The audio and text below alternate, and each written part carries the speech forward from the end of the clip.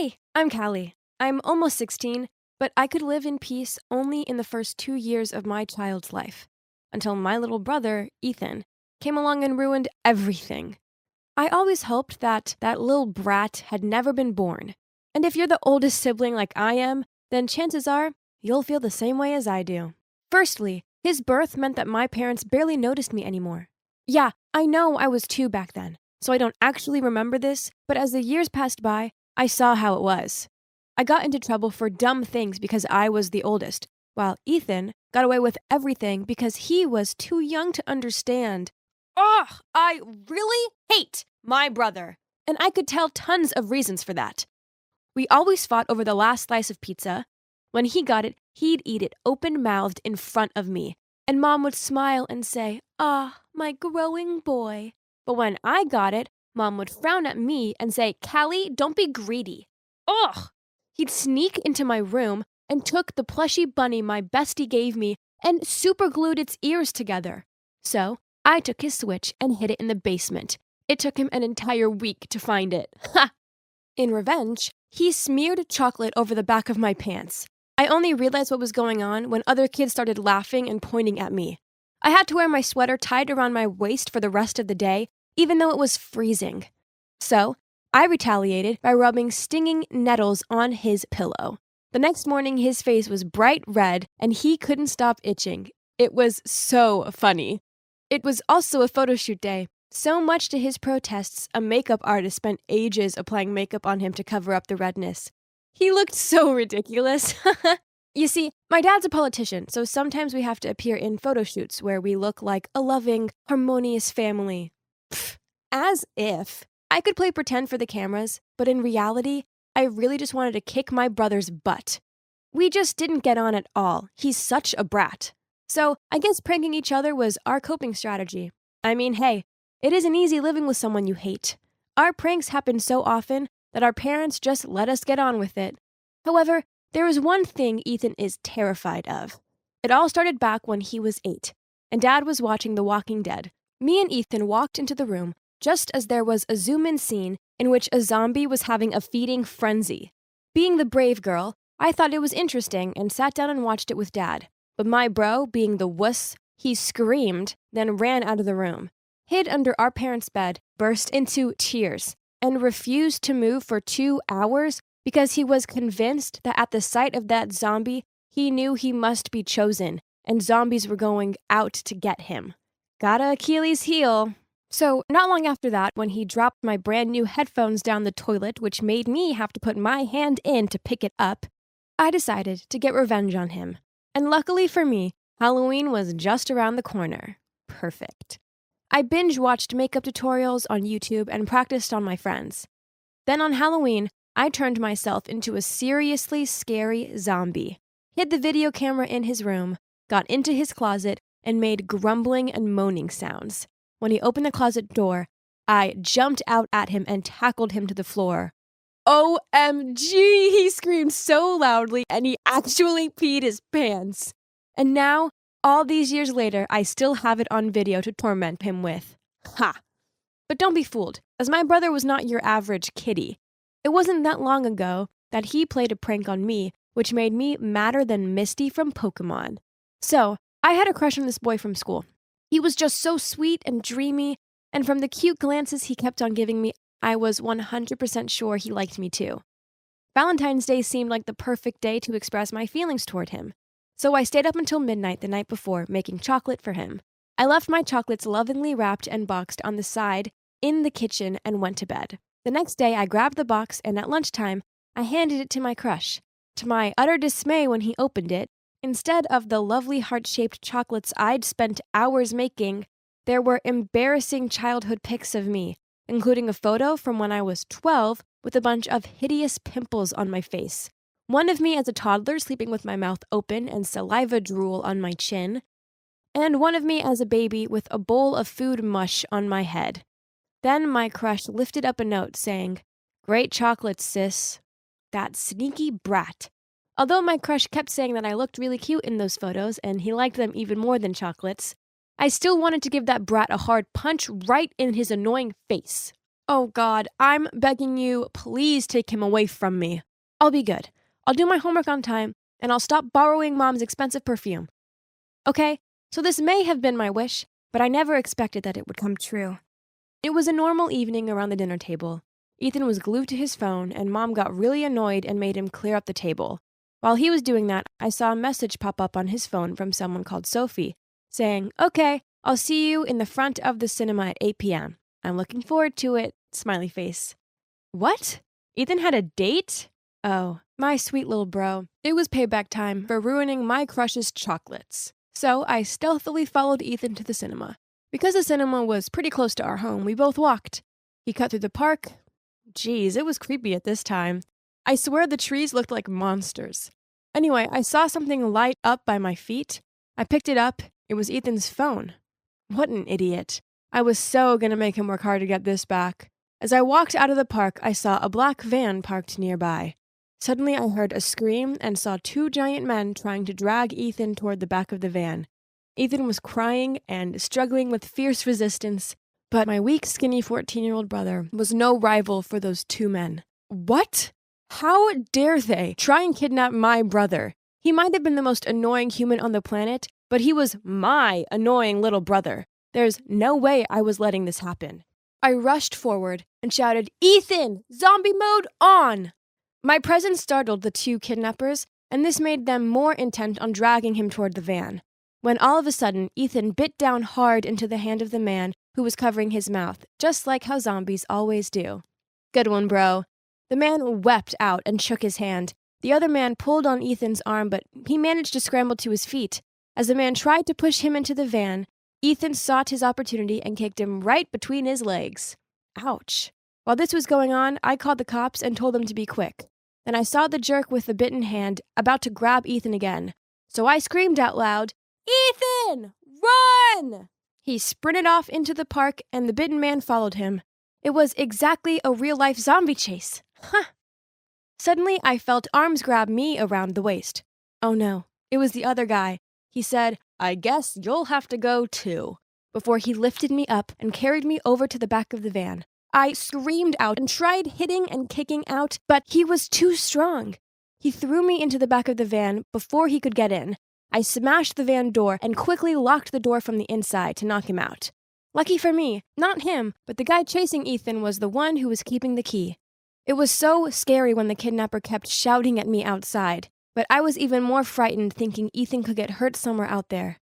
Then suddenly I heard his voice. "Hey, stop!" Did he get caught?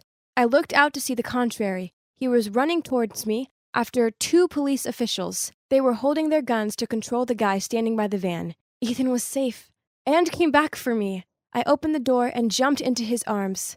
Oh, let's skip this part. I get goosebumps every time I recall this weepy situation. Me and Ethan followed the cops and saw the other kidnapper handcuffed to a tree, fighting with mosquitoes with his one free arm in the dark. The police told me that during the way heading to the van, Ethan kept on complaining about how slow and unprofessional they were, as they should come to save me first instead. My boy still stubbornly said, "I could run myself, but this wimp couldn't." The idiot definitely couldn't have imagined that he has a Wonder Woman big sister like me. Our parents rushed into the police department to see us. And yep, weepy part again. Turned out my dad's rival had hired the guy to kidnap Ethan so that they could use him to blackmail my dad. I don't clearly understand the whole situation. Maybe after this I'll watch more political movies, but now, thanks God, we're safe. I may have wished my brother would disappear, but when I actually could have lost him forever, well, I have to admit that it really freaked me out. And it turns out he felt the same way about me too. Crazy, huh? Of course, we still play pranks on each other. We wouldn't be us if we didn't. But I realized something. He might be the most annoying brat ever, but he's still my family. And I love my family so much. However, I'm pretty sure there'll still be times when I hate my annoying little bro. Like right now, while I'm sitting in my room telling you my story, I'm sure I can hear him giggling outside of my door. What's the betting I open it and end up with a bucket of cold water on my head or something? All this may because I have told my mom he has a girlfriend. Tough luck, little bro. There's no way you're getting the better of this pranking queen. Hi guys, I'm Alex. I'm a 24-year-old guy who's married to my high school sweetheart Ariel. Even though we haven't had kids yet, Ariel stays at home and I go to work. Sounds blissful, right? Wrong. You see, my once cute and loving wife is now a total grumpy control freak. Don't get me wrong, I still love her very much, but, well, who am I kidding? I'm just the henpecked husband who never dares to oppose her. No longer am I a free man. Instead, she insisted I follow her rules, and I swear she makes most of them up as she goes along. No going out with friends. No overnight trips away, even if they're work-related. Dinner is not allowed outside unless I take her with me. No talking to work colleagues on social media. I'm not even allowed to fall asleep first, else she wakes me up by yelling at me. If I dare to break those rules, then I have to face the consequences, and trust me, they weren't worth thinking about. For instance, I once stayed a little late at work, so the next day she made me moldy sandwiches. I didn't notice until I'd taken a big bite out of it. Ugh, gross. Another time I visited my parents after work without her, so she turned my white shirts pink. I had to go to work resembling the Pink Panther. And every day I come home from work to her endless complaints. She could moan on about the most ridiculous things, such as the puddle outside of our house meant she couldn't go for a walk, as she didn't want to ruin her shoes. And she'd accidentally drunk normal coffee instead of decaf, and now she had a headache, and it went on and on. Also, she's a real stalker. Yep, it seems all she does all day is spy on our neighbors. Did you know that the neighbor to the right of us walks around his yard in his wife's pink fluffy dressing gown and slippers? And the neighbor opposite sings Christmas tunes to her dog. Ugh, who cares? But if I dare yawn or show any sort of disinterest, she yells at me. So I feigned interest by saying things like, "Oh, is that so? Oh, right. Please go on."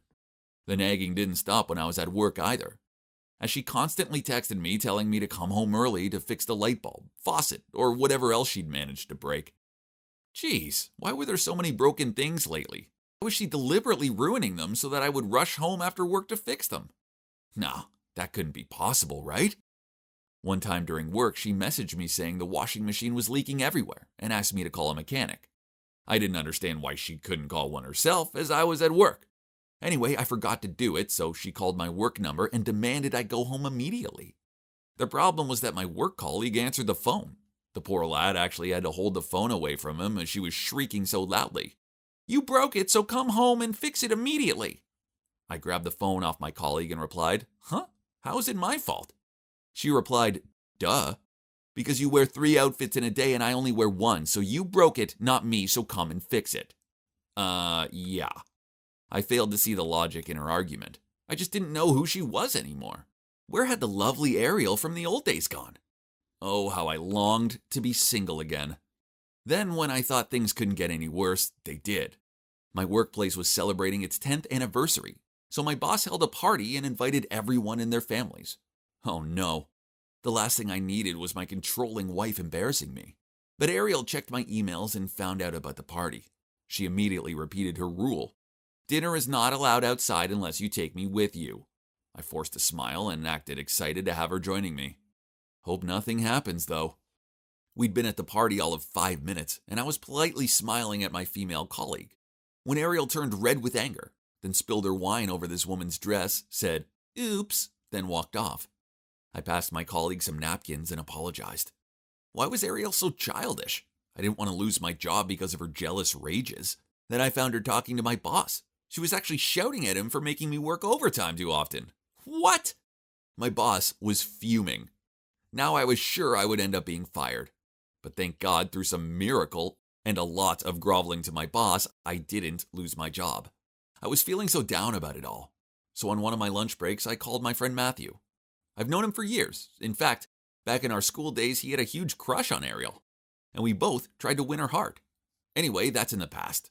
I needed to vent, so I said to him, "Back at school, you and I both frantically chased Ariel. We even fought for her. Back then I thought I'd won, but now I think you're the one who had the lucky escape."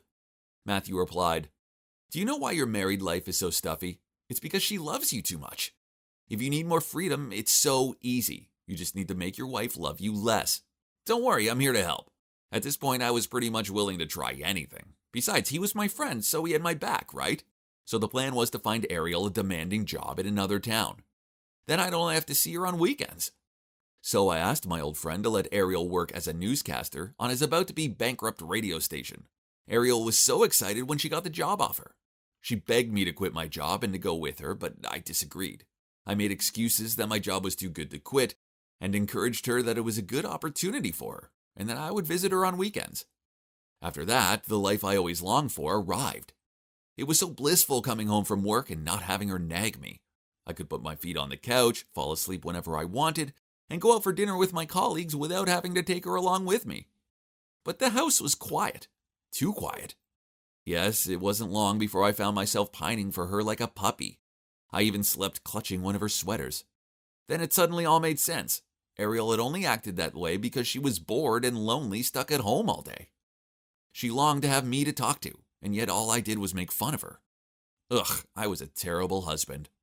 I'd been a foolish idiot, and I wanted my wife back, so, without delay, I bought the biggest bunch of flowers I could find and drove to Ariel's place in the other city. But when I pulled up outside, I saw her standing outside talking to someone. It was Matthew. That sneaky, conniving snake. Then I saw him take her hand. I stormed up to him and punched him in the face. Ariel panicked. "Alex, are you crazy? What the hell are you doing?" Then she checked Matthew's bleeding nose. I was furious, so I blurted out, "He's a liar. He told me to send you away just so he could worm his way into your life." She looked at me in surprise and stammered, "What? You sent me away? I earned this job and I chose this life." "No," I shook my head. "I set it all up. I'm sorry, I'm a fool." I was about to hug Ariel, but she pushed me away and said, "Are you bored with me? Why don't you... You're a coward." After that, Ariel ran into her house and locked the door.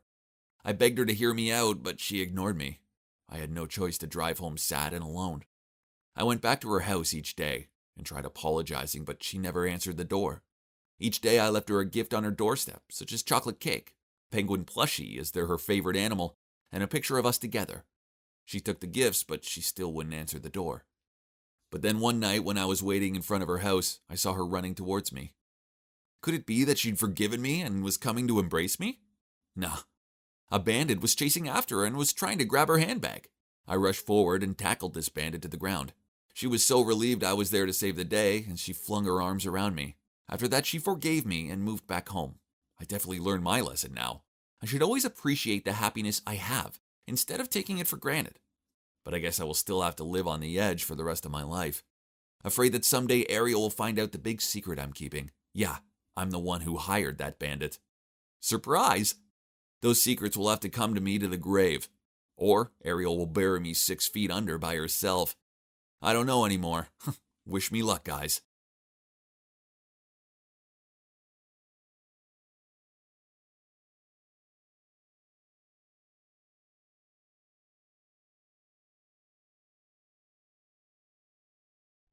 Ever feel like your family is cursed? I live with my grandma, my mom, and my older sister. I'm surrounded by women, but not one man. It must be a curse, because my grandparents had a terrible marriage, and my parents' marriage was a total fail too. So this made my mom and grandma super sensitive around men. They thought all men were dangerous and always warned me and my sister not to go near boys. I'm Gemma, by the way, and my sister's name is Lacey. She's the sweet one, who always listens to what Mom and Grandma say, and I guess you could say I'm a rebel child. Most of my friends were boys, but of course, my family didn't know that. Whenever I spoke about my friends, I pretended they were all girls. Otherwise, my mom would probably kill me. Even though I was surrounded by male friends, when it came to love, it was a whole other story. I was actually quite shy about it all. Maybe my mom and grandma really had rubbed off on me, because whenever a boy told me he liked me, I didn't believe him. One time, in middle school though, I almost believed this boy. He said he had a huge crush on me, and would even die for me. He would literally sit outside our front door from morning to night, waiting until I agreed to be his girlfriend. But he couldn't escape the wrath of my mom. When she caught him, she threw a bucket of water at him, and he immediately ran away. Clearly, he wouldn't die for me then. There were other boys who also said they couldn't live without me, but I still see them wandering around alive and well, so I guess my mom and grandma were right. Men are a bunch of liars. But There were always exceptions, and my exception was Brett. Oh, dreamy Brett. I met him in a record store, and we both went to grab the same record at exactly the same time. I was smitten from first glance. All those warnings about boys left my head, and I could barely see. My eyes had turned to heart emojis. The rest was history. We fell in love and became a couple, and eventually I plucked up the courage to bring him home. I bet no one could deny a cute guy like him, my grandma and mom included. Little did I know that I was just inviting him into the lion's den. As soon as he stepped into our house, he gave my grandma a hug and said, "You must be Gemma's mom. I can see where she gets her good looks." Then he turned to my mom and said, "Hi, Lacey. You're even prettier than in the photos." But then, of course, Lacey appeared, and the realization dawned on Brett's face, and he laughed and said he hadn't expected me to have such a young and beautiful grandma and mom. My mom and grandma were trying hard to hide their amusement, and Brett just winked at me. Oh boy, he was cunning. In the middle of dinner, when Brett went to the bathroom, I noticed my mom and grandma grinning at each other. They were up to something. What if they'd put something in his food? I didn't trust them one bit and asked them what was going on. But they just smiled sweetly and said, "Nothing, sweetie pie." I took a bite of his mashed potato, and it was so salty. I asked them why they'd done it, and my grandma said, "We just want to see if he's a liar like all other men. Honey, let's see if he'll choose to be a polite or an honest man." When Brett came back, my grandma asked him if he liked her cooking, and he said, "It's delicious, thanks. I like that you don't hold back on the salt. Really brings out the natural flavors of the potato." Ha! That's my boy! Well done, Brett! My grandma and mom didn't end their pranks there, though. They were determined to make a fool of Brett. My mom asked him to help her get dessert from the fridge, and she'd put a fake plastic spider on top of the cake. She obviously wanted to frighten him, but he didn't fall for it. He just scooped it off and left it on the table. And then after dinner, my grandma asked if he wanted to join her for a post-dinner smoke, and he politely declined. It was clear they weren't going to find his weaknesses that easily. When we finished dinner, Lacey went up to her room. Shortly after, my grandma and mom suddenly said they heard someone was calling outside, so they stood up and came out to check.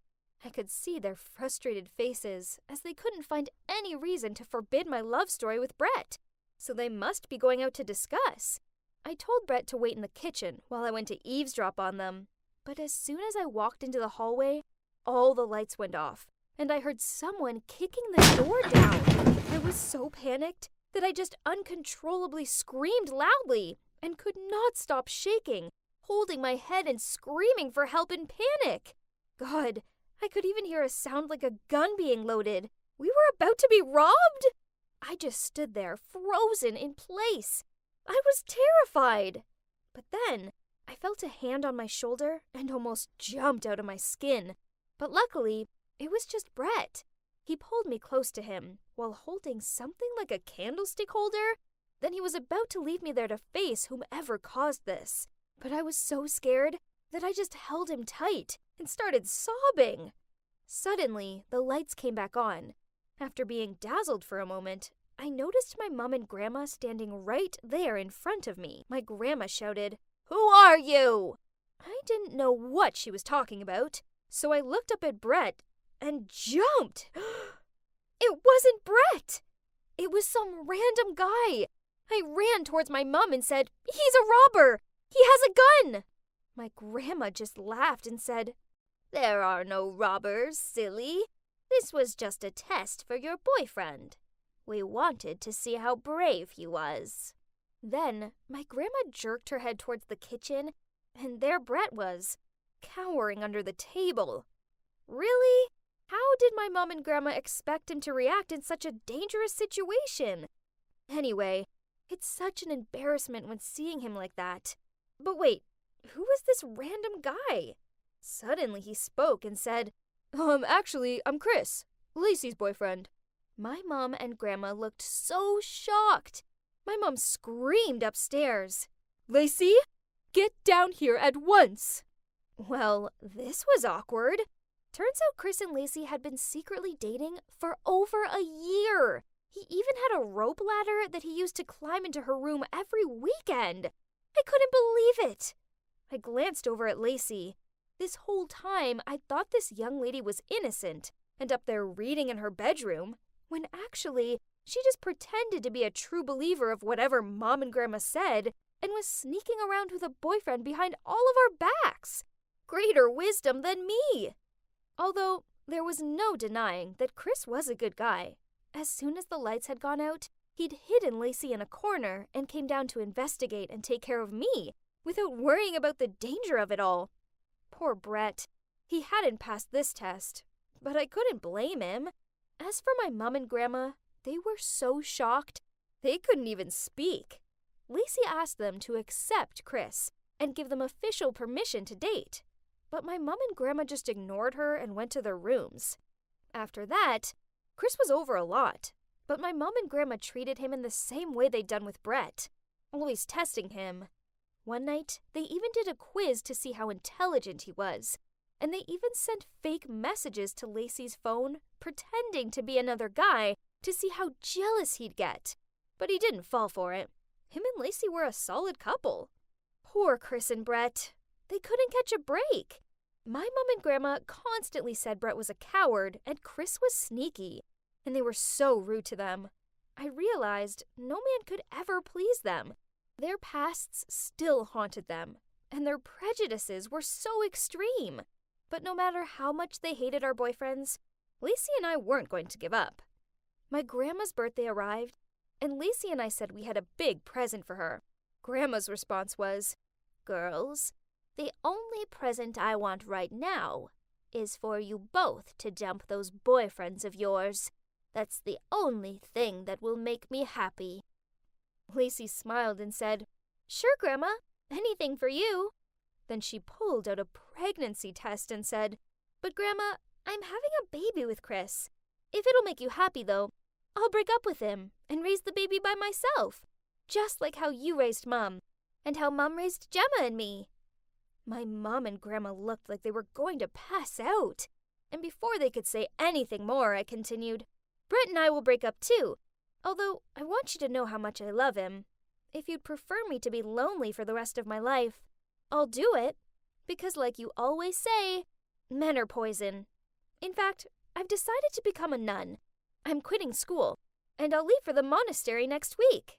At this, my mom burst into tears and grabbed my hand and said, "Baby, no, don't choose such a lonely path. Stay with us." My grandma was also crying and hugging Lacey, saying, "Sweetie, don't be stupid. Your baby can't grow up without a dad. Chris is an amazing guy. Don't listen to me. He's great. I'm so sorry." So, there you have it. Lacey and I are still with Chris and Brett, and we couldn't be happier. Mom and Grandma have accepted them, and dare I say it, they're even nice to them now. There's just one small problem, though. How is Lacey going to explain the fact that her belly isn't growing? Wink, wink. Looks like my mom and grandma aren't the only ones good at testing people. It must run in our family. Wish us luck.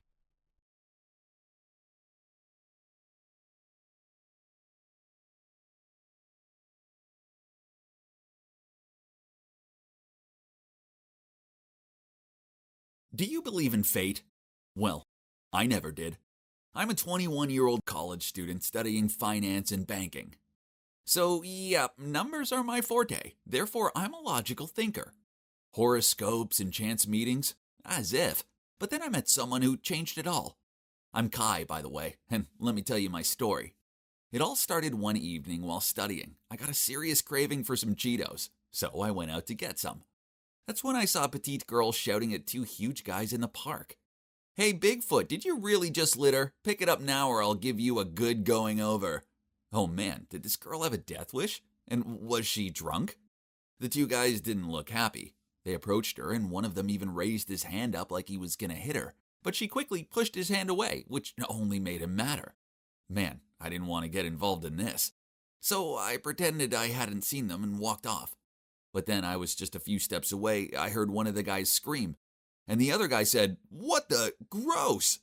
I could have just carried on walking, but nope, my curiosity got the better of me. So I turned around and saw that one guy was covered in vomit. Then the girl pointed at me and said, "Honey, there you are." Then she fainted. Huh? I didn't know her. I was staring at them, looking perplexed, when one of the dudes yelled, "Why are you still standing there? Quickly take your crazy girlfriend home if you don't want to taste my fist." I was so scared I hurried over and carried this girl off. I had no idea who she was or where she lived. This was crazy. I placed her down on a nearby bench and looked around for those guys, but luckily they'd gone. I didn't know what to do, so I left her there and walked off. But then I started to feel bad. Was I too heartless? What if something else happened to her? So I went back and gave the girl a piggyback ride back to my house. Geez, she was so much heavier than she looked. As soon as I dropped her onto the couch, her phone rang, so I answered it. "Hello?" Then the person on the other end of the line asked, "Who are you? Where's my friend?" I muttered out my address and was about to tell her to come pick up her friend, but she already hung up. Why was she so rude? I'd almost bust my back carrying her friend to safety. How annoying. This night has been far too dramatic for me, and worse still, I didn't have any Cheetos. I decided to take a shower, then get some sleep. But as soon as I stepped out of the bathroom, the doorbell rang. I presumed it must be the girl's friend, so I answered the door. Then two cops immediately pushed me against the wall and handcuffed me. Before I could fathom what was happening, one of them said kidnap and assault accusations had been made against me, and I was escorted to the station. What? I tried to explain what happened, but they wouldn't listen to me. That night, as I sat in the cold, uninviting cell, I found myself regretting my kindness. I didn't sleep a wink. I just hoped the next morning came quickly so that I could confront that girl about this false accusation. But before I could do that, the cops released me at dawn. The girl had sobered up and told them it was all just a misunderstanding. Well, luckily, she still remembered a bit, or else I didn't dare to imagine it anymore. I swore I would never get involved with anyone in need ever again. No good deed goes unpunished, for real.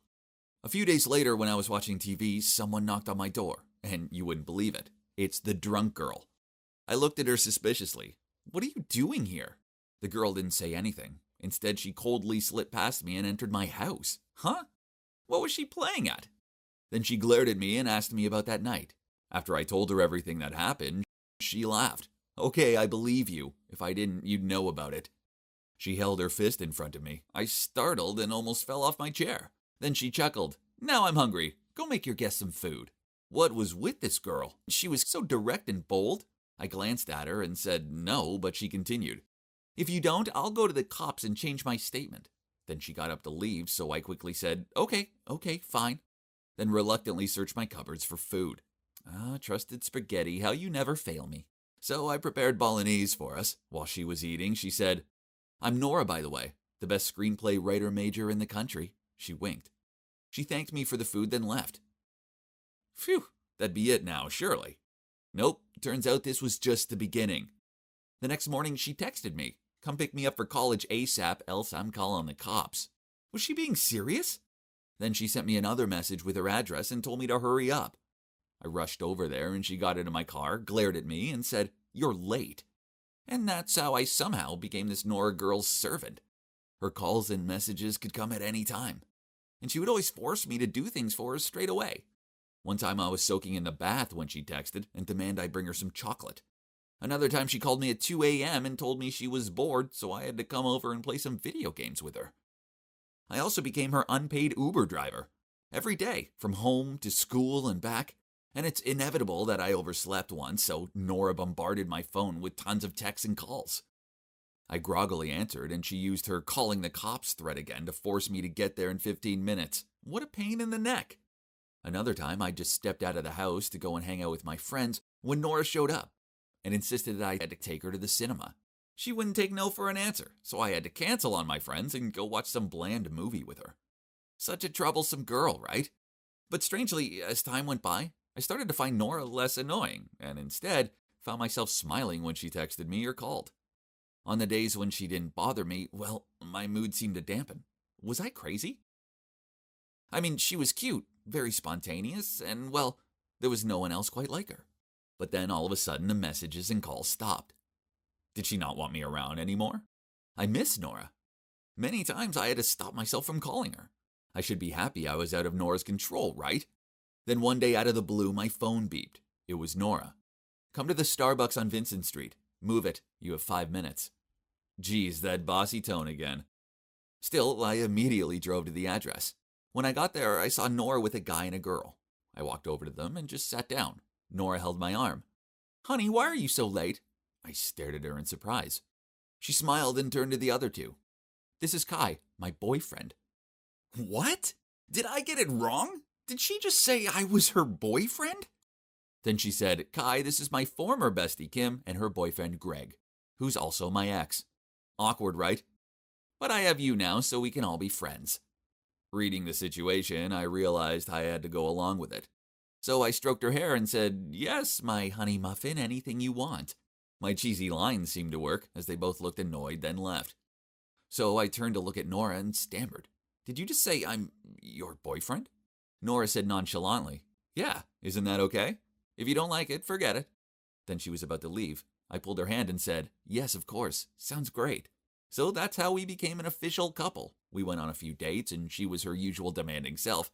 Not that I'd want her any other way. Then one time after a month of dating, Nora dragged me to a Swan Lake in a nearby park. She looked at me for a long time and then said, Kai, I'm studying abroad for a year. I leave tomorrow. I glared at her in surprise and asked why she hadn't told me sooner. She continued, I guess I didn't want to make you sad, and I don't know if your feelings are big enough, so write down your feelings for me and give them to me tomorrow. That night, I carefully wrote down all my thoughts and feelings for her.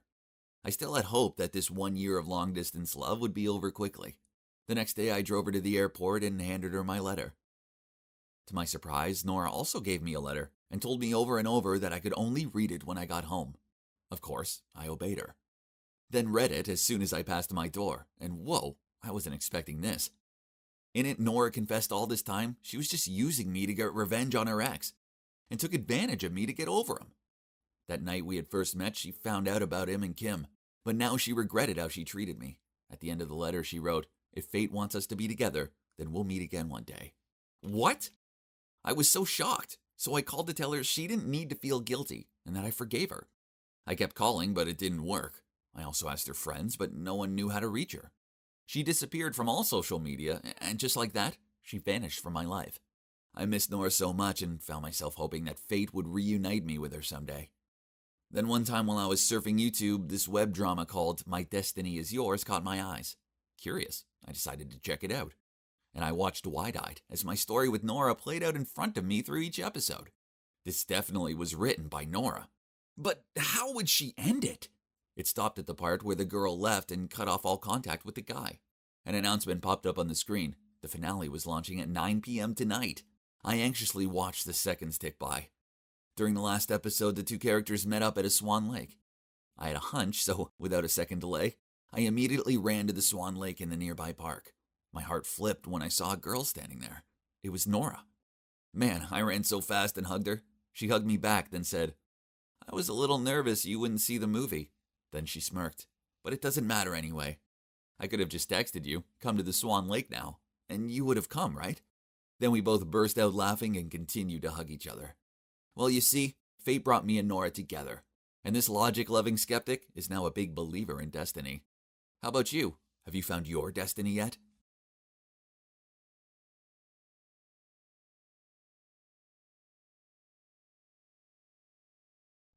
Do you know what it's like to be a pampered princess? Well, I do, because my dad's a billionaire, so the high life's mine. Not only did we live in a 5-story mansion, but I grew up never having to lift one of my pretty, perfect, delicate fingers. I'm Sophia, and throughout my childhood, I had everything done for me. There was a maid to brush my hair, make my bed, and even do my homework for me. I didn't even have to search my walk-in wardrobe for a daily outfit, as I had my own personal stylist for that. So what? I'm spoiled. But I can't help being so perfect. I'm far too gorgeous to be stuck in a stuffy classroom studying. Not when I could be partying or schmoozing with the stars at swanky cocktail balls. But then, one morning, after a particularly crazy night out, I arrived home with a makeup-smudged face and only one shoe. Dad frowned at me, and then he said, "Sophia, you can't carry on like this. You're going to college, starting next week." "But, Dad, I don't need to go to college. School sucks. Plus, we have enough money to last us several lifetimes. Let's just travel and have fun." But Daddy insisted I couldn't just sleep all day and party all night. Ugh! So, I decided to major in interior design for now. Some of the course was okay. I mean, I liked the pretty fabrics, but I just didn't see the point in being there. So, after a month, I dropped out and planned a long trip away with my besties. But there was one tiny problem, as paying for this trip would cost way more than my allowance could cover. So, I had no choice but to don my best puppy eyes look and ask my dad for money. "Daddy, please. College just isn't for me. But I really feel that going away for a while will help clear my mind." He snorted. "I highly doubt that, Sophia. You're lazy, self-centered, and you rely entirely on everyone to support you. You're 20, for God's sakes, so act like it." I pleaded back. "But Daddy, I just want to have some fun with my friends." "Then get a job and spend your own money on whatever you like. But if you carry on behaving this way, then don't expect any more handouts from me. You're lucky that I still haven't kicked you out, Sophia. But soon." "What? That's so unreasonable. He was my father. It's his duty to support me. Jeez, did he not love me at all?" I was so mad that I shouted, "You're just some sad, selfish old man!" Then I stormed out of there. I was instructing my maid to pack my suitcases when my mom came in and handed me a bank card, saying it's a secret between us two. "Yay! Thanks, Mom. Now let the dream voyage begin." Wow, it really was heaven to me, with cocktails in the pool and lazy beach days. Well, at least, that wasn't until my friends said they wanted a day exploring. It was hot and sticky out there, but I didn't want to be left alone, so I reluctantly tagged along. We ended up in this small forest area, and I chose to sit under a parasol while my friends went to take a dip in the nearby waterfall. Because, duh, I wasn't ruining my hair for anyone. I didn't understand how this could be anyone's definition of fun. I just hoped that my friends would hurry back. Then I heard footsteps. I turned around, thinking it was the girls, but instead, there were two men with balaclavas on. Oh no, this couldn't be good. I jumped up to my feet and began to run, but my designer sandals weren't made for swift exits, and soon they caught me. I screamed out as a smelly cloth went over my mouth. After that, the world began to darken around me. I flickered my eyes open. Geez, it was so sunny. Where were my sunglasses? That's when I heard two voices, and I remembered being kidnapped. I heard the one man say, "Got her phone?" The other replied, "Of course. I don't want to upset the boss." I was so scared that I pretended to still be unconscious. Then suddenly, I heard the sound of the engine starting. I opened my eyes and saw the men driving away. Now, I was all alone in some field. What? Why would anyone kidnap someone, then just leave them in the middle of nowhere? My friends must be so worried about me. I needed to contact them. But how? I had no idea where I was, and no phone. Ugh. I should find a way out of this deserted place first, then borrow someone's phone. The kidnappers had left a bag next to me, which had a bottle of water, some snacks, and some gross-looking sneakers in it. Yuck! But I had no choice but to put them on, as my sandals were now torn. Ew! I would need so many pedicures to recover from this. I took the bag with me and started walking. After what felt like hours of torture, a farmhouse finally came into view. I whooped with joy and knocked on the door, but no one answered. I know trespassing is wrong, but this was an emergency, so I pushed the door open and ventured inside. I was just going to make a quick phone call, then I'd leave. But then I accidentally stumbled and knocked over a vase. A smashing sound broke the silence. I panicked and was about to run away But from upstairs, a man came down and shouted, "Stop! Thief!" Before I could explain, he grabbed my hand and pulled me back. I tried explaining that I wasn't a thief, but he gave me a skeptical look and said, "Well, in that case, you can leave once you've paid for my vase. That's a collectible." What? This ugly thing? Ugh. I told him I would as soon as I made a phone call, so he doubtfully passed me his cell. I stared at it. Turns out I have never cared to remember any of my friends' numbers. I then thought about calling my parents, but no way. I was mad at Dad, and asking for his help right now only meant accepting defeat. No, never. I told the man I would pay when I got home, but he refused to let me go. After a while of arguing, he forced me to stay and work for him until I paid it off. He even made up an agreement and made me sign it. And what other choice did I have? Yep, I was completely stuck here. This was the worst day of my life. He said his name was Manson. Then he showed me where I'd be staying. This had to be a joke. It was a barn. Literally. There was an uncomfortable-looking bed in there, and I could hear horses neighing in the barn next door. Was he kidding me?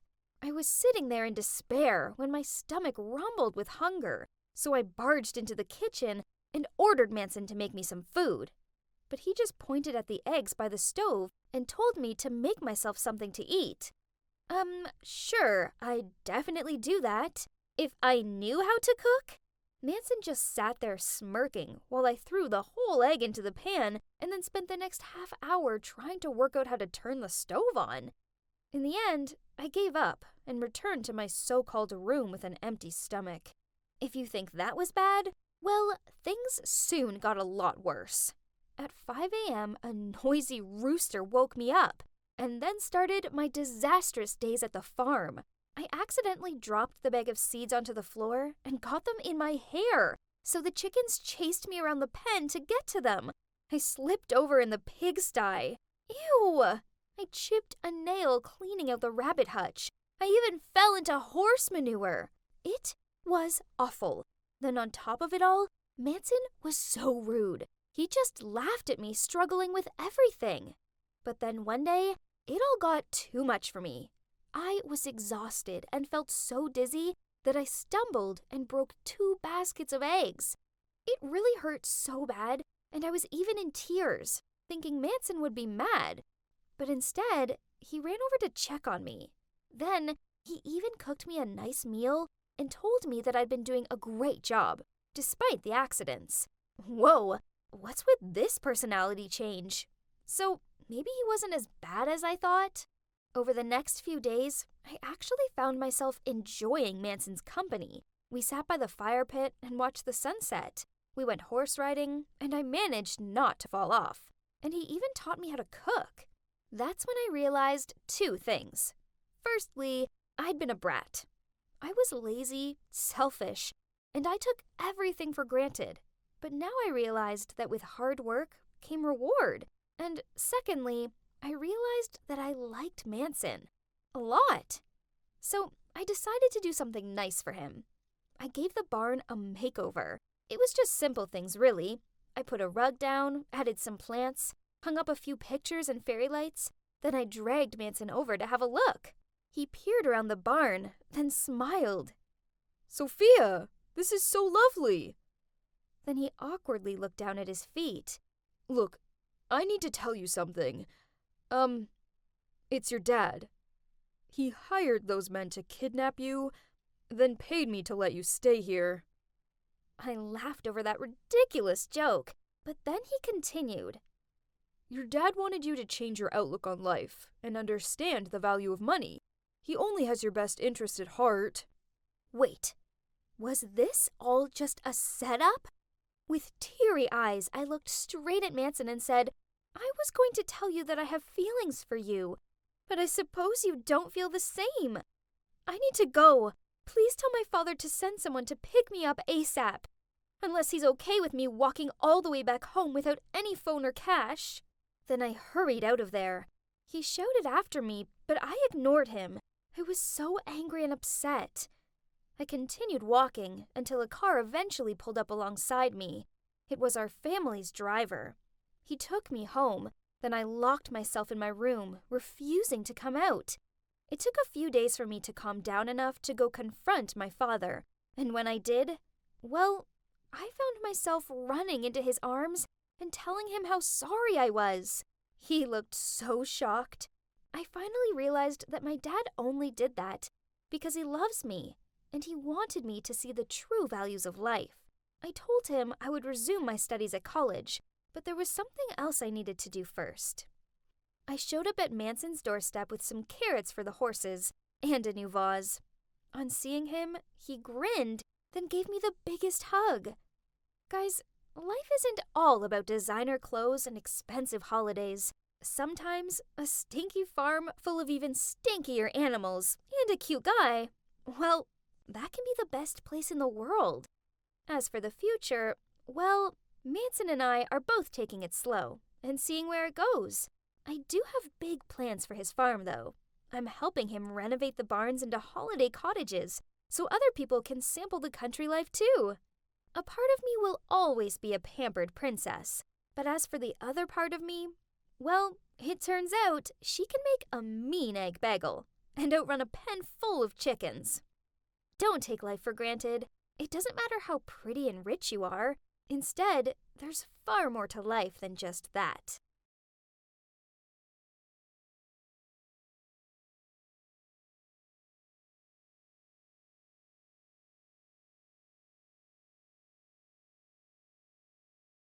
Hey, Alex! I felt someone tap on my shoulder.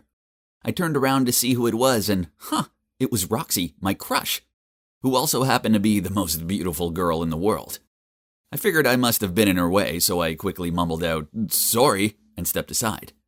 But out of my surprise, she smiled at me and said, "So, a little birdie told me you like me? You know, I think it's cute you haven't made a move on me yet, not like most of the guys around here." I stared at her open-mouthed. Was I dreaming? I pinched myself to check. Nope, this was real. So I nodded my head and muttered out, yeah? "My friend's having a party at their frat house on Wednesday. You want to come?" Before I could reply, her friend Luke appeared, and grinning, he said, "Yeah, you just gotta come to this party." Roxy hit his arm while giving him a dirty look, then smiled at me. "So it's at number 19, starts at 9 p.m. I'll see you then?" I nodded in response, and she said, "Great, see you there." Then she winked at me before she walked off. So yeah, I'm Alex, your average second-year college student. And this is the story about how my crush tried to lure me into a seriously sinister trap. I guess I'm a normal guy. I'm not as rich and popular as the kids from the frat houses are. Instead, my room is in the regular dorms, and although I'm not ugly or unpopular or anything, I'm easily overlooked. So I kept my crush on Roxy a secret because she was way out of my league. She was so beautiful, this was crazy. How did she even find out that I liked her? I couldn't believe that she'd asked me out. This was mad. At first, I felt like the luckiest guy ever.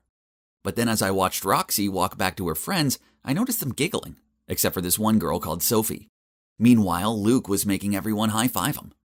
He was always a little odd, and he spoke to people in strange ways. Then I caught Sophie's eye, and she gave me a look that said, "Don't." Then she promptly looked away. Her jerky boyfriend Jack had his arm around her shoulder and was tugging on one of her trademark pigtails as he glugged back his drink. I had no idea what she saw in him. But what had her look been about? Back in my dorm, I discussed it with my roommate Ben, and he said it sounded like a setup. As much as I wanted it to be legit, my gut instinct was also saying that it was too good to be true. So the night of the party, I decided to take a look out my dorm window, as it's in the perfect location to get a clear view of the frat houses. I counted the houses down to number 19. Then I took out my binoculars, for which I used for field research studies, to take a closer look. The house had a large rainbow pride flag hanging from the two windows. This made me wonder why Roxy would want to go to a gay party. I saw a lot of feminine dressed men, and the only two girls that I could spot were far from attractive. And it seemed like they were a couple. And then there was Luke in the front yard holding 2 drinks and looking around like he was waiting for someone. Where was Roxy? I decided to check her social media to see if she'd posted anything. And I noticed she'd left her location open. She was in a nightclub, Diego's. That was strange. So I gave the party a miss, and instead Ben and I went to a student bar. I told him about it, and he said it sounded like I dodged a bullet. The next day I was sitting with Ben and some of my other friends in the canteen when Roxy stormed over to me and yelled out, "How dare you stand me up? Who do you think you are?" Luke appeared and said, "Yeah, why not show?" I just shrugged and said, "Roxy, I know you weren't there. Your phone location's public. You were at Diego's." She hesitated, then said, Yeah, my friend borrowed my phone. But what you did was so creepy, you stalker." As if. Roxy was never without her phone, so I wasn't buying her story. This whole thing didn't make any sense, so I sort of mouthed out, "Whatever, Roxy," then carried on eating my lunch. After that, she started making my life a living hell. She told everyone that I was stalking her, so random students started coming up to me and telling me to leave her alone. Then someone covered the dorm corridors in leaflets with a picture of my face and the word "stalker" written across them. I knew Roxy was behind it. It was so weird. But Luke was worse. One time after class, he sneaked up on me, grabbed my arm, and said, "Hey Alex, why you bail on my party?" I told him that I saw the party from a distance and it wasn't my thing, so he replied, "Hey, you got a probs with me being gay?" I shook my head and told him I didn't, but he still wouldn't let go of my arm. I was relieved when he finally let go of me, and I hurried back to my dorm. On the way, I spotted Sophie sitting outside on the shared bathroom. Hang on, why was she in a flood of tears? I asked her if she was okay, but she told me to go away. Although I didn't want to put my nose where it shouldn't be. But I wasn't heartless, so I left her my bottle of water before I walked off. I said, "If you want to talk about it, I'm here for you." I was unlocking my dorm room when I heard someone cough behind me. I turned around to see Sophie standing there. She thanked me for the water and she said she wanted to talk. I led her into my room and she sat on my bed. And staring at her feet, she said in tears, "I caught Jack and Roxy by the locker rooms, but when I confronted them about it, they just shooed me away." I sat down next to Sophie and hugged her. This was horrible. It looks like I've been so wrong about Roxy. She wasn't my dream girl at all. Instead, she was a nightmare. Sophie continued, "It gets worse. Roxy stole my assignment and submitted it as her own. It's due tomorrow and I don't have the time to write a new one." She started crying again. I passed her a tissue and said, "We'll sort this out. There's no way she's getting away with it. That's horrible." So I told her to send an email to the college dean and to her course tutor explaining what happened. She'd attached the original assignment and all the notes she'd written about it. They both got back to us within minutes and said that they would look into this. Sophie looked so delighted, but then suddenly her smile dropped, and she fiddled with one of her pigtails as she said, "Alex, there's something I need to tell you. Please don't hate me." Then she told me how the party Roxy had invited me to had been a trap. Roxy found out I had a crush on her, and she was embarrassed that an average guy like me dared to have feelings toward her. And she was adamant she needed to teach me a lesson. So that's when Luke said he would help, as he wanted to add me to his collection, so they hatched a plan. Roxy invited me to the party, and Luke was waiting for me with a spiked drink. Apparently, this was Roxy's way of silencing me, and making sure I didn't look at her in the same way ever again. Whoa, this was so dark. I shivered at the thought of what could have been. It was terrifying. Sophie also told me that she begged Roxy not to do this, but she got her friends to hold her down. Then she told her that if she intervened, they'd make her suffer. I comforted Sophie and told her that it wasn't her fault. I knew I couldn't just stay quiet on this, as they could do this to some poor other guy who dared to have a crush on her. So with Sophie's help, we wrote a letter to the dean and to the college security about what had happened. This wasn't going to be taken lying down. Sophie was terrified that Roxy and her friends would come after her, so I invited her back to my hometown for the weekend to get away from everyone and let things cool down. When we arrived back at college, news spread that Roxy had been expelled for stealing another student's work. As for Luke, the cops raided his frat house and found loads of banned substances hidden in there. It was so serious that it went to court, and they ended up in jail. As for Jack, he tried to guilt-trip Sophie as to why she should get Roxy expelled for dumb reasons, but she stopped talking to him anyway. I often think back to the night of the party and what could have been. My life would have been ruined, and what for? All because I dared to have a crush on a beautiful girl. I say good riddance. Some good has come out of this whole mess. Sophie and I grew closer and started dating. Now we've both graduated, and that's not all. We have 2 amazing kids together. I love my beautiful family with all my heart, and I just want to protect them from all the bad in this world. So in short, I don't think that just because you're beautiful, rich, and popular, that you get away with doing whatever you please. Regardless of age, sex, looks, and so on, everyone deserves to be treated with respect and compassion.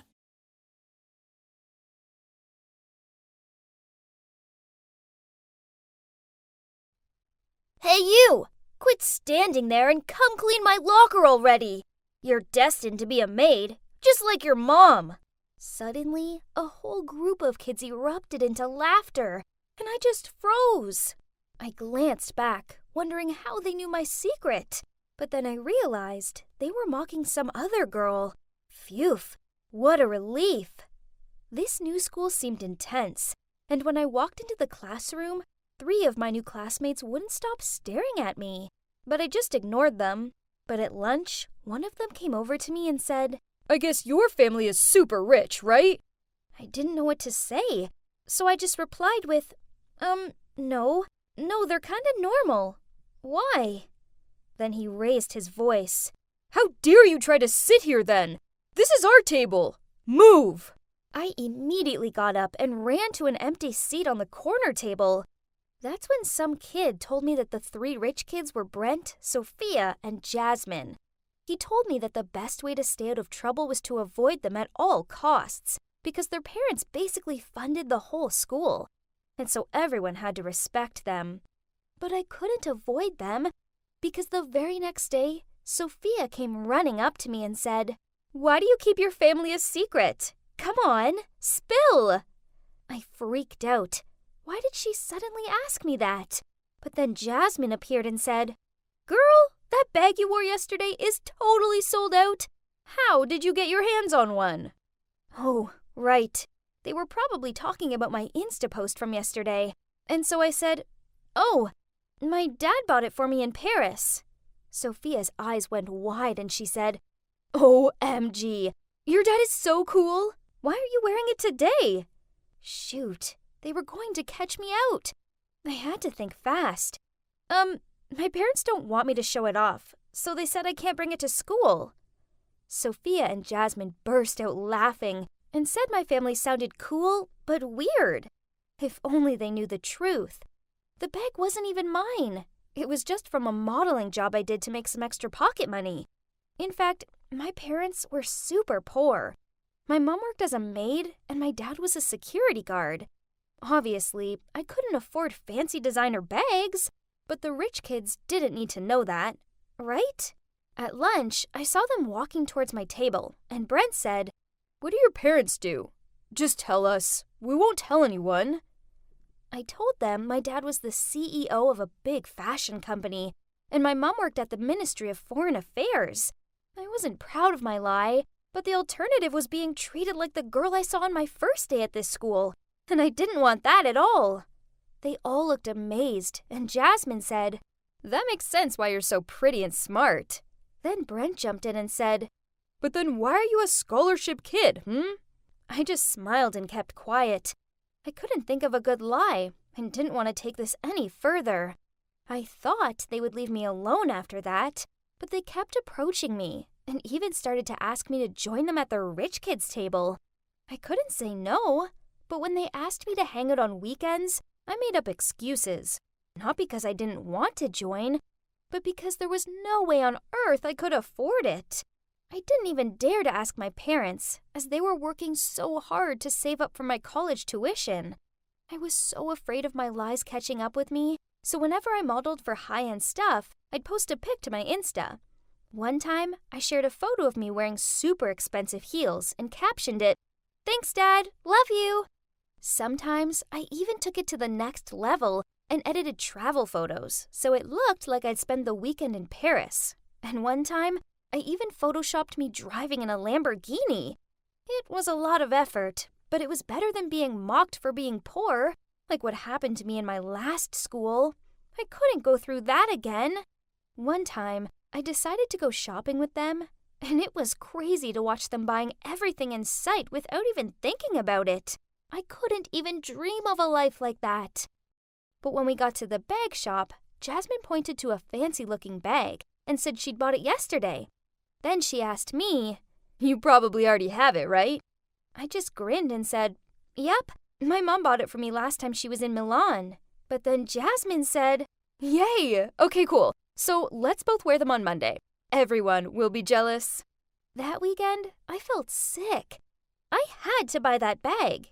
I decided to raid my piggy bank, but when I got to the shop, I realized I only had 1/10 of the amount needed. I was so shocked. Who would spend that much on a bag? While I was standing there, a woman came in and bought it without hesitation. Why was it so easy for rich people? I decided to follow her just out of curiosity and saw her going to the restroom. I couldn't believe it. She just left her new bag by the sink and then went into the cubicle. I looked around and saw the coast was clear, so I quickly grabbed the bag and walked out of the restroom. I ignored the guilt about stealing it from her and headed home. All I could think about was what would happen if I walked up to school on Monday without the bag. But as soon as I reached my room, the regret was eating away at me. Would I go to jail if they find out? My parents would kill me. Well, Monday morning rolled around, and I proudly wore my new bag to school. Brent, Jasmine, and Sophia were so surprised and said I had the limited edition version, which was twice the price as the normal one. This made me feel even more guilty, but from the looks I got all day, it was worth it. Everyone saw me as one of the rich kids now. Soon it would be summer vacation, and Brent said he had a holiday house in Hawaii and suggested we all go for 1 week together. No way I could afford that. So I lied and said I had to go to Paris with my dad for an event. But then Jasmine said her parents were away, so we could have a party at her house instead that weekend. She suggested we dress up and said she couldn't wait to see my clothes I wore outside of school. Oh no, I was dreading this. Brent said he would pick me up at home and drive me there, but I told him to meet me at school instead, as my parents were so strict. Oh my gosh, all of this lying was making me feel exhausted. But no way could I let them see my dilapidated old house, especially as I'd lied and told them we lived in a villa with a pool and golf course. My lying was becoming a big problem. I mean, where would I get a dress from? I lay there worrying about it, and suddenly I heard my parents talking in their room. My mom was saying she'd finally saved enough to send me to college and asked my dad if he could deposit it in their bank tomorrow, as she had to work at some party. Then she said she'd been keeping it in her closet for safekeeping. I thought about it for a while. I mean, the money was for me anyways, right? So what harm would it do if I just took it now? The next morning, I snuck into their room and took all of the money and rushed out to the mall to buy a gorgeous purple dress and sparkly shoes. This was absolutely the life that I deserved.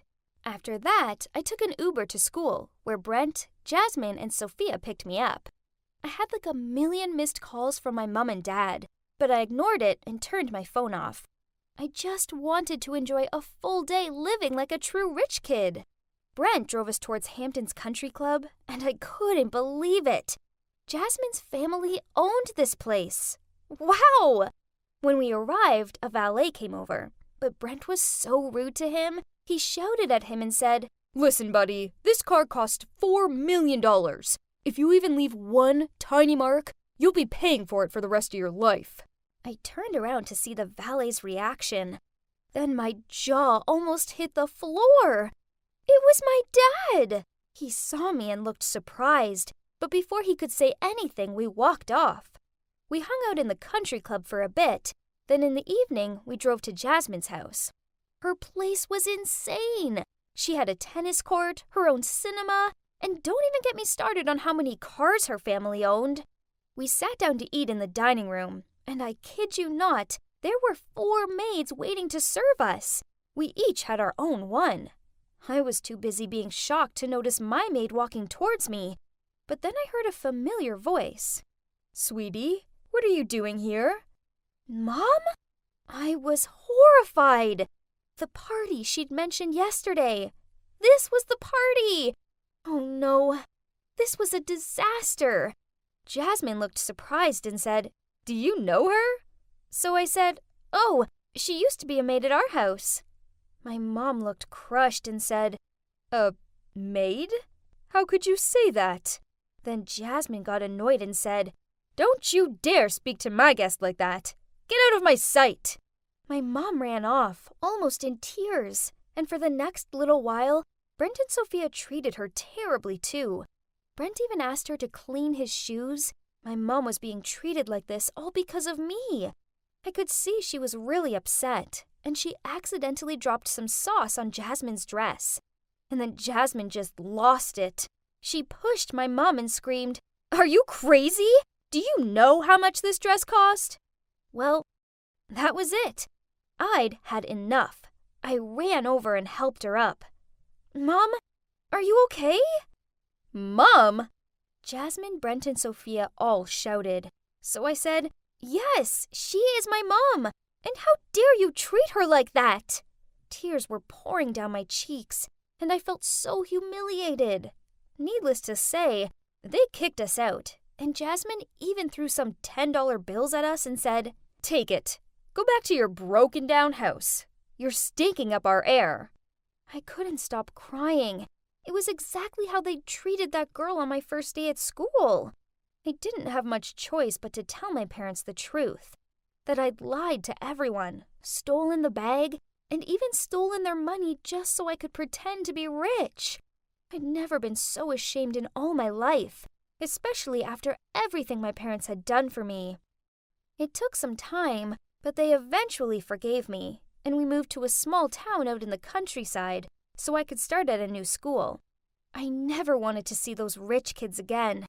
Now, I'm working hard to finish school and save enough money for college, and I've realized that being rich didn't even make me happy. My family might be poor, but they're the nicest people I've ever met. And you can't buy that in any designer shop.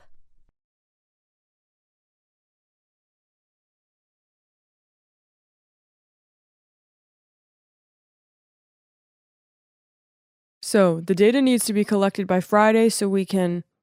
I lowered my head and stuffed a pretzel into my mouth. Danny, are you eating? My boss glared back at me. I wiped my mouth onto the back of my hand and with cheeks full of food muffled out, No, of course not. It turns out my eagerness to eat a delicious, salty, crunchy pretzel during a work meeting, I had forgotten to turn my microphone off. Oops. Hey, so I'm Danny, and I'm in love with food. Why, you ask? Well, food's the one thing that's always been there for me. Through the good times and the bad, it's never let me down. All it takes is a hamburger with extra cheese and a salted caramel cheesecake, and I'm a happy girl. Gee, I'm salivating just thinking about it. But then my love of food almost cost me everything. Here's how. So after the pretzel incident, my boss fired me. Harsh, I know. This left me with no job, and as a result, no money to buy tasty snacks. What a bummer. One night, I was lounging on the couch, watching a movie and daydreaming about eating a triple chocolate sundae, when Jake, my boyfriend, sat down next to me with a huge bowl of candy and started telling me about his work colleague's birthday party. Ooh, candy. I grabbed a handful and started shoveling it into my mouth. Thanks, Jake. He knew the way to my heart. In between munching, I asked him, "Can you bring a +1? I want to go with you. Please." He shrugged and said, "Sure." I clapped my sticky hands together. Ooh, a party! This was so exciting, as parties meant there'd be food and lots of it. As soon as we arrived there, I made a beeline for the buffet table. OMG! This was amazing. There were club sandwiches, mini pizzas, and potato salad bowls. I lifted the entire serving bowl up and started spooning the food into my mouth. Then some woman appeared next to me. Frowning, she said, excuse me? Please, can you not eat out of the serving bowl?" With my mouth full, I replied, "Oh, sorry, it tastes so good." Then I placed the bowl back down and grabbed a handful of potato chips. As she walked away, I heard her mutter under her breath, "What a greedy guts." Eventually, Jake grabbed my arm and led me out of there. He was sulking and could barely meet my eye, so I asked him what was up. "What's up?" he grunted. "Do you even need to ask? You sit around all day eating everything out of the cupboards. Then when I bring you along to my colleague's party, you hog the buffet? It was so embarrassing." This bummed me out. I guess maybe I could have a little more self-control around party food. And I guess I did need to find a job. Besides, having money meant I could buy better snacks, and I wouldn't have to keep on taking Jake's. So I got a part-time job at my local cinema on the popcorn counter. That sweet, buttery popcorn smell. How I adored it. I couldn't help it. It was there staring at me in all of its warm, golden stickiness. So in between serving a customer, I sneakily stuffed some into my mouth. "What are you doing?" My heart stopped as I heard a familiar voice behind me. I turned around and came face to face with my manager. I denied immediately. I wasn't doing anything. As popcorn popping out of my mouth, they shouted at me and accused me of eating all the profits. So unfair. So you guessed it, I was fired. Again. I arrived home early with a tear-stained face and a bag full of my favorite chocolate treats to cheer me up. Jake looked over at me from the couch and asked me what was up. I slumped down next to him, pulled the wrapper off a chalk bar, and said, "I got fired again. I couldn't help it.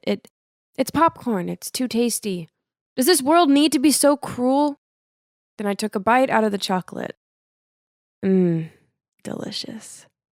Jake shook his head, then sighing, said, "Danny, admit it.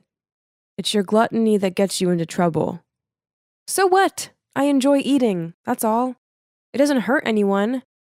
I finished the chalk bar and started unwrapping the next one. Jake shook his head, then walked off. Whatever. I didn't need his support, as I had delicious chocolate to comfort me. Yum. One day, like every other day, I searched the house for snacks, but nope, there weren't any anymore. I didn't have any money, so I couldn't go to the shop. So instead, I went on my phone and searched mukbang videos to kill some time. As I watched two girls stuff their mouths full of French fries dipped in a strawberry shake, I had an idea. Of course! Why hadn't I thought of this earlier? I should become a mukbanger.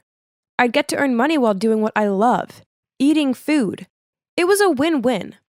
For my first video, I kept it simple. It was just me in a white t-shirt, my phone as a camera, and a huge bowl of spaghetti. Crazily, people watched it and began following me. After a couple of videos, my popularity increased and my viewers started donating food and money to me. It was totally nuts. But with these things came the video requests, such as, eat 3 tubs of fried chicken and 10 plates of fried rice covered in mayo. Eating all this food did get kinda challenging. Once I was halfway through a hamburger eating video when I got a stitch in my stomach and had to stop.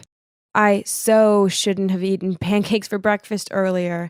My fans were bummed out that I stopped the challenge, and I felt really bad. I figured that if I was going to make this my job, then I'd have to start fasting beforehand, so I could be at my best for the videos. Gee, this was hard work. One time I was so hungry, I went into the fridge and sniffed the cheese. But then when I finished a challenge, I felt so full and bloated that I resembled a puffer fish. Then there was the tiredness. I was so exhausted. I fell asleep on the bus to the supermarket and ended up in some weird town miles away. I had to ring Jake up to come and pick me up, and he grumbled about it for the whole way back. Regardless of this, I carried on with the videos.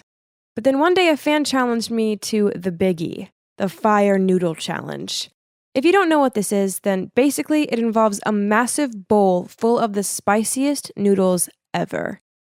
I took a mouthful of the noodles and OMG, I couldn't feel my tongue or face. My nose was running, and I had to stick my tongue out to check if it was still there. This was just too much. There's no way I could endure any more of this. So I switched the bowl for non-spicy noodles and pretended I was eating the hot ones. Afterward, I edited the video, and hey, I think I did a great job of faking it. Even though I'd only had one mouthful of the spicy stuff, it was repeating on me. My stomach gurgled and my tongue still felt numb.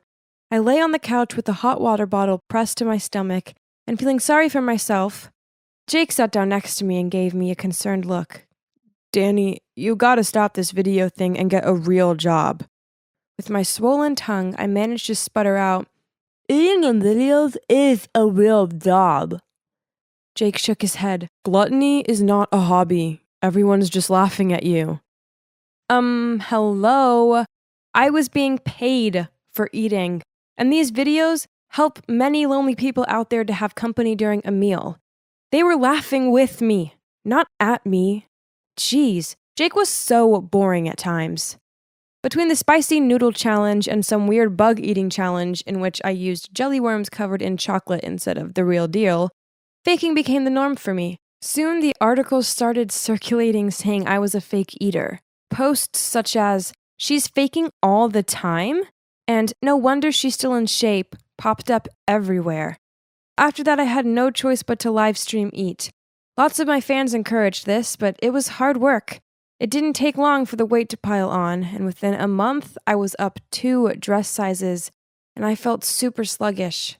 One morning when Jake saw me searching my wardrobe for something, anything to wear that would fit me, he suggested we go jogging. I stared down at my favorite jeans that I now couldn't get past my thighs, and agreed to go. I had made it to the end of the block, and whoa, it was hot, and I couldn't breathe. I was crouched over, clutching a fence for support when a pregnant woman walked by. "You're such an inspiration, running at your age and after giving birth. Even without this one," she clutched her bump, "I wouldn't be able to manage it." What? Did she think I just had a baby and I was old? Oh, great. And now Jake burst out laughing too. I felt terrible. Did I really look that bad? This lingered in my mind, so I ended up going online and ordering some weight loss pills. I started taking them, and within a week, I had breakouts, stinky breath, awful wind, and I felt like a slug. Then one time I was in the kitchen taking the pills when Jake walked in, saw what I was doing, snatched them out of my hand, and said, "Danny, look at you. You're a mess. You have to stop the pills and stop the videos." I was angrier than a nest of disturbed wasps, so I snatched the pills off him and kicked him out of the room. Then I yelled, "You don't get it! Just leave me alone!" Jake didn't say much to me after that, and I carried on with my mukbang bubble. Soon I hit 100,000 subscribers, and to celebrate, I went live with the table packed full of my favorite foods, fried chicken, pizza, donuts, and so on. I was stuffing my face when I felt so hot and sticky the room began to spin. I slurred out, I don't feel so good." Then I fainted in the middle of a live stream. I woke up a few hours later in the hospital with a drip in my arm and a serious-faced doctor glaring down at me. They told me that I had high cholesterol, and if I carried on like this, I'd end up with diabetes and stomach bleeding. Well, that was it. I burst into tears and vowed that I would make some big changes. I love eating. That will never change. But I just can't do the mukbang videos anymore. Now, I still enjoy food, but I don't overindulge anymore. Oh, I also have a new job working in a restaurant, and amazingly, I've managed to resist eating all of the tasty-looking food. I'm on the way to becoming the cute, confident version of myself again. And from now on, if I'm happy, sad, or whatever, well, I talk to Jake about it instead of turning to food. I will always love food, but I guess I eventually figured out that I love my health and Jake even more. Shh, don't tell him that. It'll give him a big head.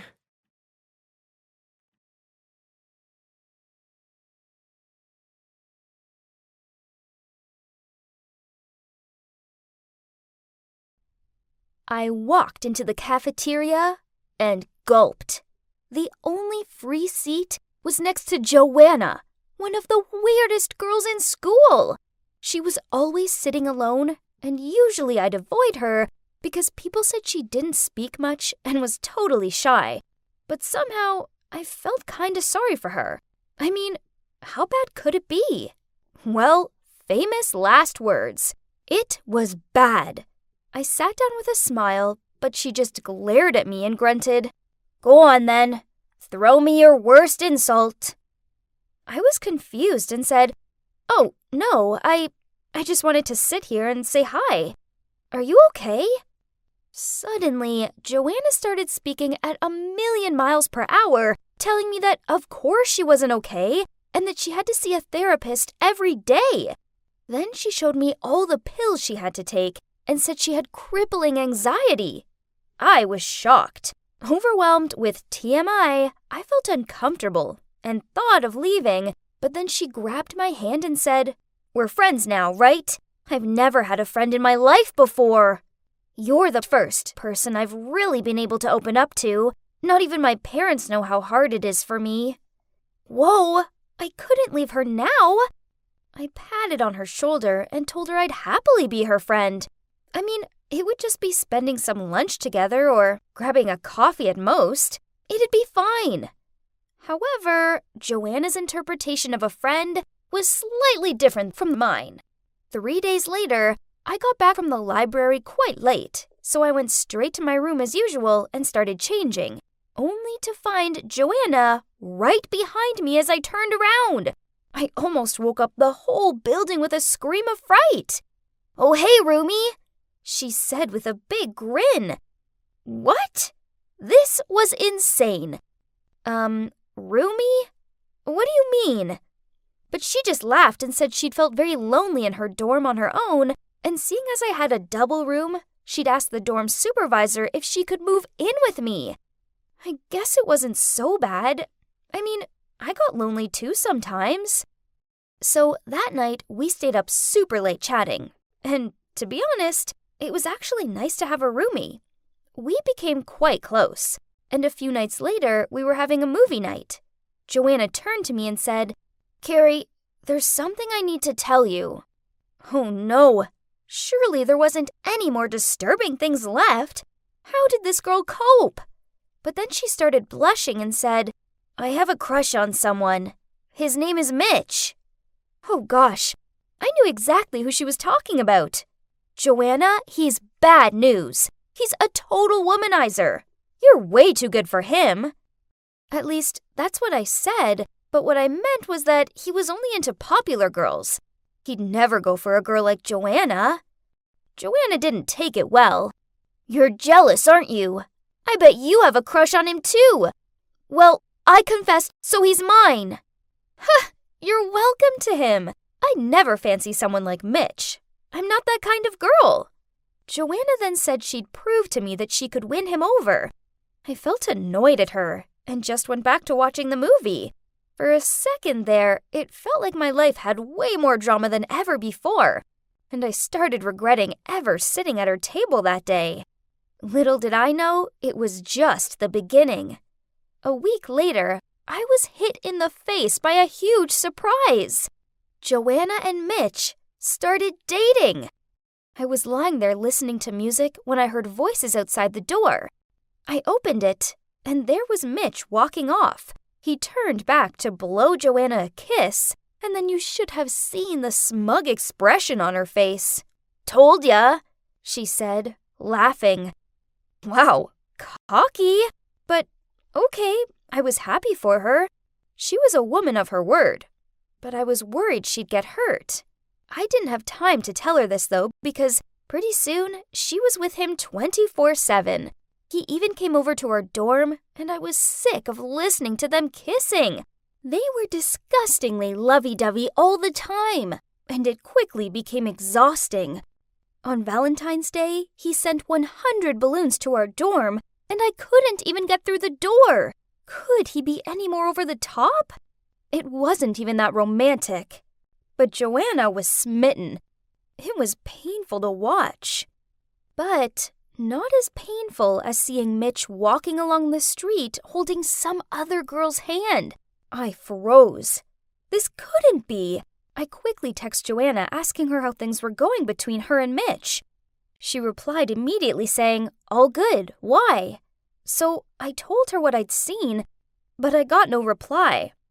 I rushed back to her dorm and asked her why she was ignoring me and if she was okay.